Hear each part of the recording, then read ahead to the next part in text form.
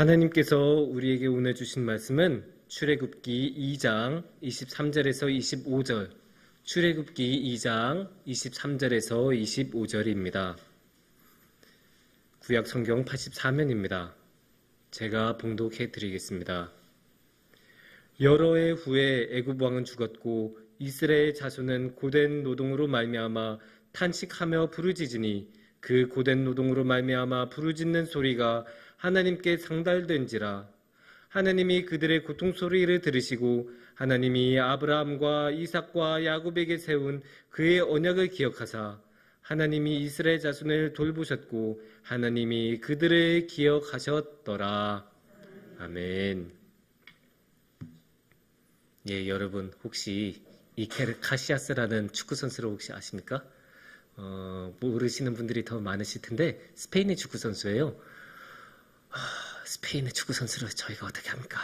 이렇게 하실 분도 있는데 이렇게 생각하시면 혹시 기억나실지도 몰라요. 2002년도 월드컵 때 우리나라가 4강 갔었죠? 그때 8강의 상대가 누구였죠? 스페인이었죠? 그때 우리나라가 극적으로 승부차기로 이겼었죠? 그때 상대방 골대에 있었던 골키퍼가 이 카시아스라는 선수입니다. 근데 이 카시아스라는 선수는 국가대표도 할 만큼 이렇게 뛰어난 축구 실력을 가지고 있었지만 기억력도 기가 막히게 좋았다고 해요. 이 카시아스라는 선수는 뛰어난 선수니까 1000경기가 넘는 경기나 출전했거든요. 근데 그 모든 경기의 결과가 머릿속에 있었다고 해요. 그래서 너 몇 월 며칠 날 이 팀하고 있었던 경기 몇 대 몇인지 기억해? 물어보면 그거 그때 3대1이었어 이렇게 말을 했다고 해요. 근데 여기서 끝나지 않아요. 누가 골을 넣은지까지 다 기억해요. 그날 라울이 2골 넣었어. 그날은 아데바요르가 골을 넣었지. 이런 식으로 말을 할 정도로 비상하게 기억력이 좋았습니다. 반면에 저는 나날이 기억력이 감퇴하는 것이 느껴요.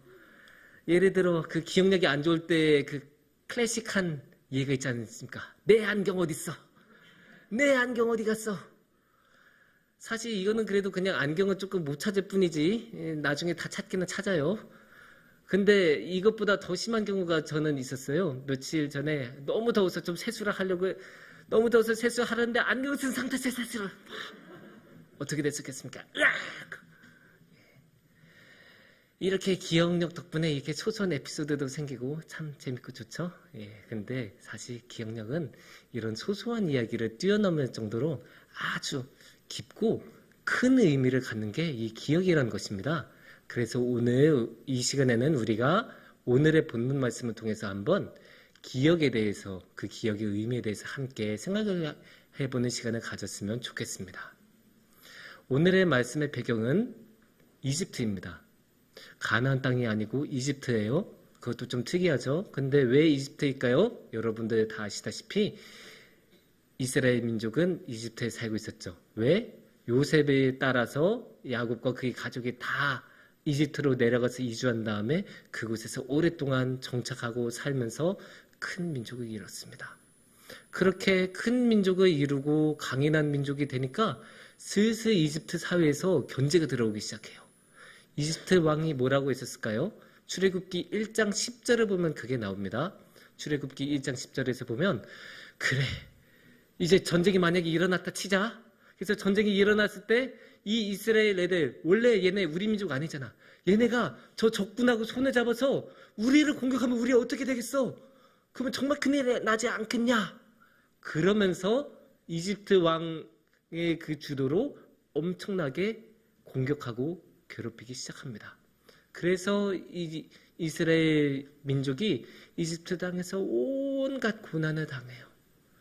영아 살해라는 그 끔찍한 일도 있었고 또 엄청나게 노역을 당하죠. 도시를 새로 건설하는데 엄청난 중노동으로 노역을 당합니다.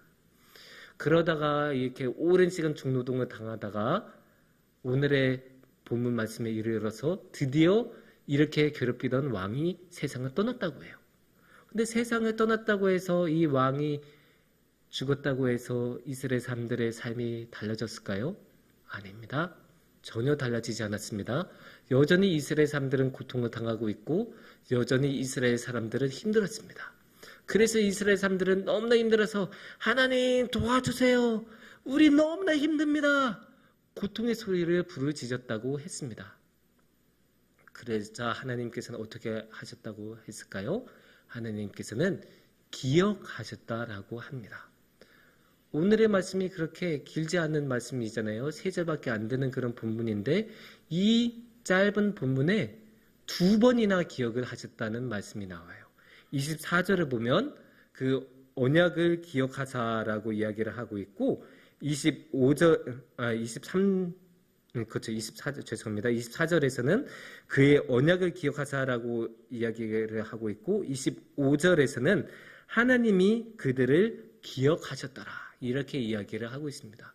2번이나 이렇게 기억이 나온다는 것을 보면 이 말씀에서 기억이라는 게 참 중요하다는 것을 알 수 있습니다. 그러면 이 기억이라는 것은 오늘의 말씀에서 어떤 의미로 사용해야 되고 이 기억은 어떤 의미를 가지고 있을까요? 몇 가지 의미를 생각해 볼 수 있을 텐데 그 전에 이 기억이 어떤 맥락에서 나왔는지를 우리가 한번 봐야 합니다. 어떤 맥락에서 나왔을까요? 고통의 맥락에서 나왔습니다. 정확하게 말하면 고통을 들어주시는 맥락에서 나옵니다. 이스라엘 민족이 뭐라고 했어요? 고통 때문에 부르짖었다고 했죠. 그리고 그 고통을 부르짖으사 하나님께서 그 고통을 들으시고 기억을 하셨다고 해요. 그러니까 고통에 대한 반응이 기억이에요. 그래서 그 고통을 들어주시고 고통을 해결해 주시려고 기억을 하셨다는 말이 됩니다. 애초에 그 고통을 해결해 주시지 않으려고 했으면 그 고통의 목소리를 아예 듣지도 않으시고 외면하셨겠죠. 하지만 오늘 말씀에 보면 23절의 말씀을 보면 분명하게 부르짖는 소리가 하나님께 상달된지라 라고 나오죠. 하나님께 접수가 됐다는 이야기예요. 하나님께서 그 말씀을 들으셨다는 거예요. 그리고 그에 대한 반응으로 기억을 하셨다고 합니다. 여기서 근데 질문을 해볼 수가 있어요. 기억? 그 상달됐고 접수됐다는 것은 알겠는데요. 그 기억했다는 게 어떻게 고통을 없애준다는 거죠? 그게 어떻게 고통을 없애주는데 도움이 된다는 거죠? 이렇게 우리가 당연히 질문을 해볼 수가 있어요. 그러면 이게 어떤 도움을 줄까요? 이게 우선 알아야 뭔가를 하지 않겠습니까? 알아야 행동을 하고 이게 지금 이스라엘 백성들이 고통당한다는 것을 알고 있어야 하나님께서도 뭐 나서시고 행동을 하시겠지. 전혀 모르시고 무슨 일이 일어난지도 모르는데 뭔가를 할 수 있겠습니까? 할 수가 없죠. 그러니까 아셔야 이게 되는 거고 그런 의미에서 이 기억한다는 것은 안다는 뜻이 됩니다. 더 정확하게 말하면 그리고 이게 오늘 우리가 볼 기억의 첫 번째 의미라고 할 수 있는데 하나님께서는 이스라엘 민족이 고통당하시는 것을 알고 있다는 거예요. 너 힘들지? 그래, 너 진짜 힘들었을 거야. 내가 알아. 내가 알아. 걱정하지 마. 이 세상을 창조한 내가 알고 있으니까 너 이제 걱정하지 마. 내가 해결해 줄게. 하나님께서는 이렇게 선언하고 계신 거예요. 내가 알고 있어. 나 너 그냥 내버려 두지 않아. 내가 반드시 너 지켜주고 도와줄 거야. 하나님께서는 이게 알고 계세요. 그리고 여기서 우리가 더 나아가면 두 번째 의미를 볼 수 있어요. 하나님께서는 그냥 아시는 게 아니에요. 하나님께서는 이 아시는 거에서 넘어가서 더 나아가서 하나님께서는 이 이스라엘 사람들과의 관계를 소중하게 여기시고 소중하게 알고 계세요. 오늘의 말씀 24절을 한번 볼까요? 24절의 말씀을 보면 하나님의 그들의 고통의 소리를 들으시고 하나님이 아브라함과 이삭과 야곱에게 세운 그의 언약을 기억하사 이렇게 이야기를 하고 있습니다. 하나님께 이스라엘 민족은 그냥 민족이 아니에요. 그냥 사람들 모여있는 그런 족속이 아니에요. 그냥 여러 민족 중에 그냥 민족이 아니고 하나님께 이스라엘 민족은 아브라함의 자손, 이삭의 자손, 야곱의 자손이에요. 그러니까 하나님께서는 이스라엘 민족은 그냥 이스라엘 민족이 지금 하고 있는 그 행동으로 판단하시고 보시는 게 아니라 아브람과 이삭과 야곱과의 관계의 눈으로 지금 보고 계신 거예요. 그러니까 아브람과 이삭과 야곱하고 맺었던 그 언약을 그렇게 기억하고 계시다고 이야기를 하고 계신 거죠. 근데 이게 참 어떤 면에서 되게 신기해요. 왜냐면 이때쯤이면 사실 성경에 정확한 연대는 나오지는 않지만 이때쯤이면 사실 이 아브람과 이삭과 야곱의 이야기가 지난 지 좋게 300년은 됐을 거거든요. 300년이나 지난 이야기를 그렇게 기억하는 게 쉬웠을까요? 어떻게 보면 이 이스라엘 민족들 자신들조차도 이 아브람과 이삭과 야곱의 언약은커녕 아브람과 이삭과 야곱이라는 선조가 있었다는 것조차도 잊어버렸을 수도 있어요. 그때는 책도 뭐 별로 없었고 학교도 별로 없었으니까 그렇게 기억을 잘 보관하는 게 쉽지 않았을 거 아닙니까? 하지만 하나님께서는 비록 이스라엘 민족들은 그것을 다 잊어버렸더라도 거룩하신 하나님께서는 그 관계를 분명하게 기억하셨고 그게 그냥 관계가 아니라 언약을 맺을 정도로 그 소중한 언약을 맺고 아브라함에게는 어떠한 언약을 맺으셨을까요? 유브라데 강에서 나일 강까지 그 땅을 주시면서 많은 족속이 되게 번성이 되게 해주겠다고 약속을 하셨고 야곱에게는 네가 이루는 모든 일을 다 이룰 때까지 내가 너를 떠나지 아니하리라 라고 약속을 하셨던 그 약속들을 하나님께서는 기억하고 계셨어요. 이스라엘 민족들 자신들은 다 잊어버리니까 하나님한테 잘 해야 되는 것도 뭘 자신들이 지켜야 하는 것도 다 잊어버렸는데 하나님께서는 그 신실하신 하나님께서는 그거를 기억하고 계셨어요. 그 관계를 아브람과 이삭과 야곱과 함께 동행하시고 함께 그 많은 일들을 겪으시면서 그 소중했던 그 관계를 하나님께서는 다 기억하고 계셨습니다.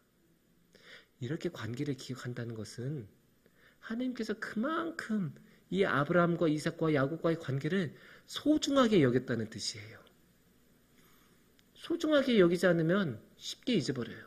물론 우리는 소중한 것도 중요한 것도 자주 잊어버려요. 하지만 소중하지 않은 것, 중요하지 않은 것은 더 쉽게 잊어버립니다.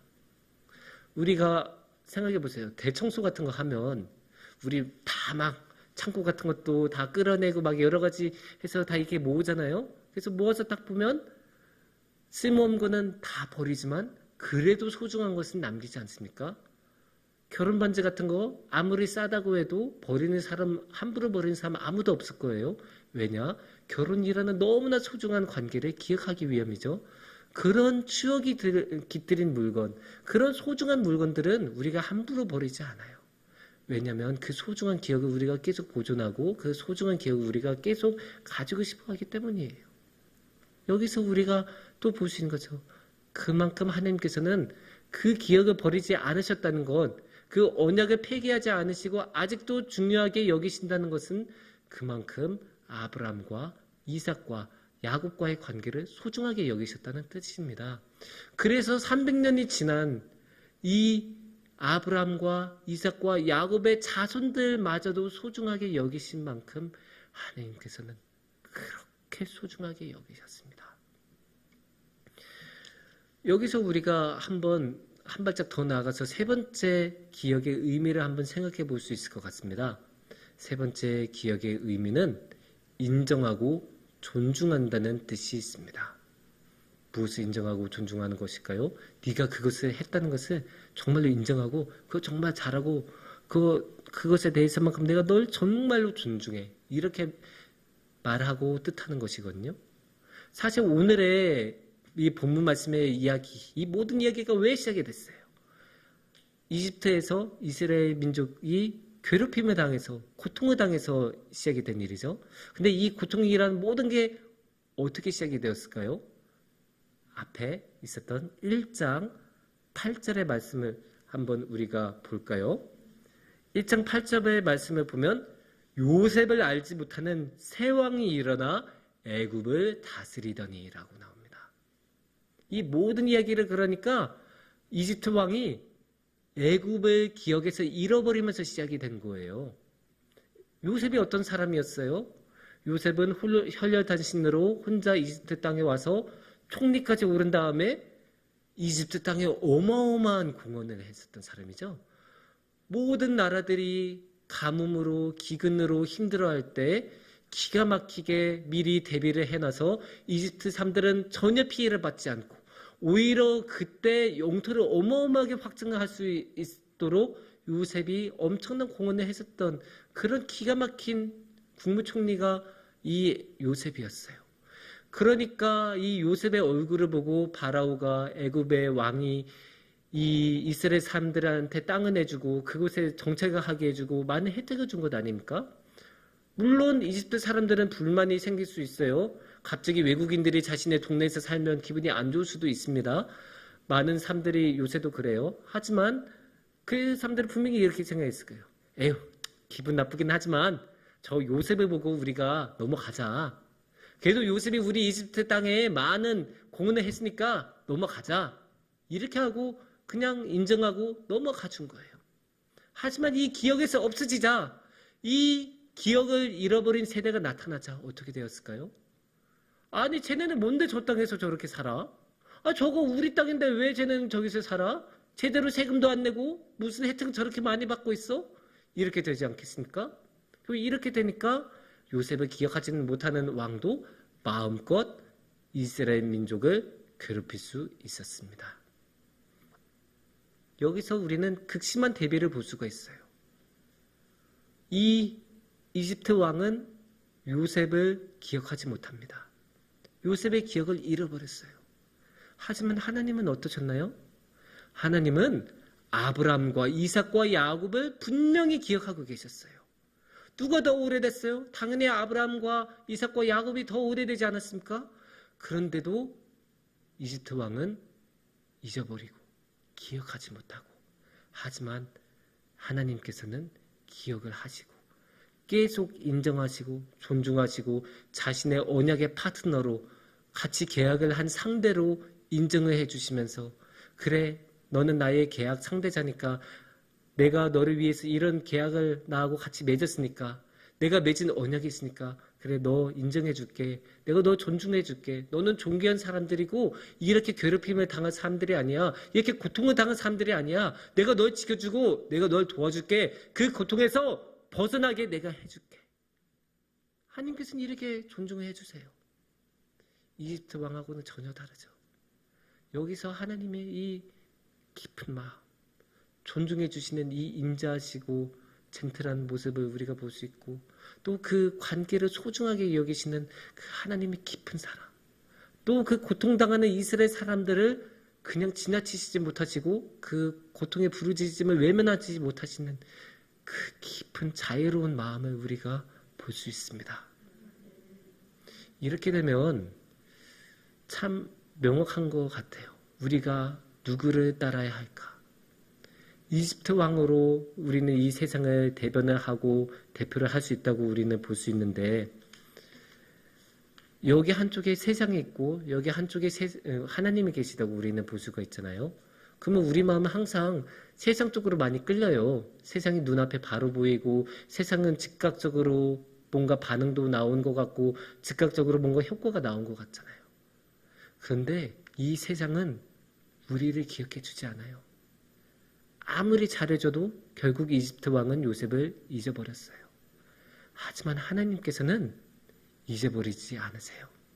항상 기억하시고 소중하게 여기시고 우리의 자손을 위해서까지 그 기억을 지키시고 보존하시는 분이십니다. 그러면 우리는 누구를 따라야겠습니까? 아무리 잘해줘봤자 잊어버리는 세상을 따라야겠습니까? 아니면 언제나 변하지 않고 신실하게 기억해 주시는 하나님을 따라야겠습니까? 어떤 것이 현명한 선택인지는 우리 모두 아실 거라고 믿습니다. 그래서 우리 모두 기억하시는 하나님을 우리가 더욱 사랑하고 하나님의 그 사랑하는 마음을 우리가 알아들이고 기억하면서 살아갔으면 좋겠습니다. 특히 우리 자라나는 청소년들이 이런 하나님의 마음을 꼭 알았으면 좋겠습니다. 그래서 우리 이번 영성수련회 때 우리 청소년들이 그 기억하시는 하나님을 더 깊이 만나고 그 하나님의 사랑을 통해서 더 깊이 기억하는 우리 청소년들이 되었으면 좋겠습니다.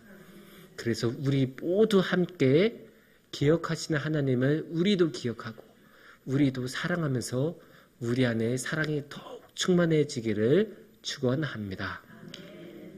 함께 기도하겠습니다.